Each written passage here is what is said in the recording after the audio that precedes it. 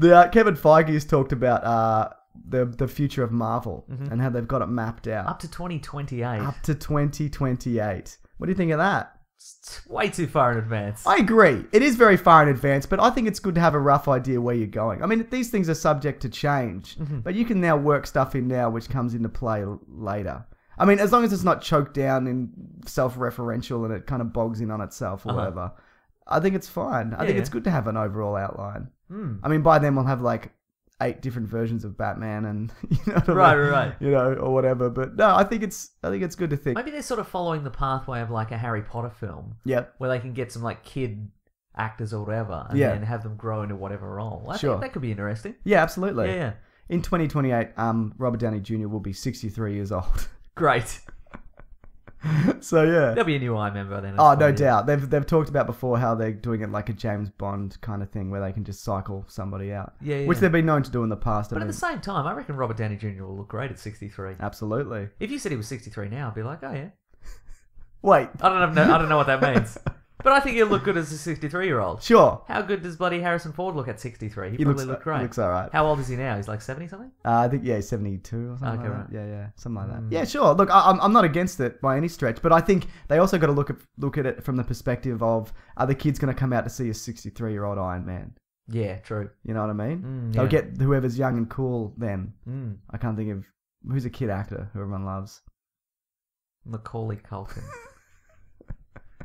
That reference is still fresh, right? So fresh. Okay, good. Well, although, like, comic book wise, because that's 14 years. Yeah. Comic book wise, you know how there's a sliding time scale for comic books? Everything in the Marvel Universe has basically happened in the last 10 years. Yeah. So it's weird that they've widened that out even further. Well, that's true. But you know what else there is to it? Over the next 14 years, there will be a lot of comic book stories written that they'll want to incorporate into these movies. So this will be subject to change based on that. But there's going to be a lot of stories which will no doubt influence these movies. We've got a whole lot of comic books that we haven't even read yet, Mason, that we'll probably think are okay. Sure. So, So make that a movie. Yeah. Something we think is okay-ish. Yeah. Oh, also, Kevin Feige, also, it was mentioned that he was having a discussion with James Gunn about the upcoming Guardians of the Galaxy movie. And they're talking about the inclusion of a villain that they're going to put in, which they didn't name, but they were having an argument. James Gunn was like, we're going to put... Taserface? It's Taserface, yes. Okay, good. No, it's...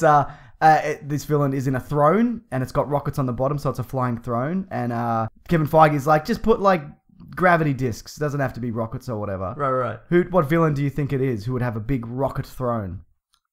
Well, rocket throne. I'd like to think it's like a 21st century version of the wishing chair.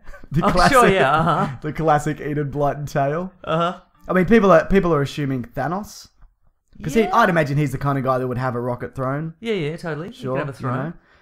I'm trying to think of a character who... See, I would... Metron from the DC universe, one of the new gods. He's got a rocket throne. They'd get him in. Yeah, I'm trying to think of the Marvel version of him. I got one for you. Okay, I'm ready. I think it is Thanos. Yeah. But what about MODOK? It's not really a throne he's in. He's in a kind of... In Guardians of the Galaxy. Yeah, why not? He's very Earth-based. He is very Earth-based, but he looks incredibly weird. And I think it'd make more sense to say he's got a space influence than this horrible monster, whatever. What happened to that guy? What's his deal? He's an AIM experiment. Okay. And he's got a lady friend called Modam. Oh, I know that. Yeah. I remember first seeing him in the Iron Man 90s TV show and being like...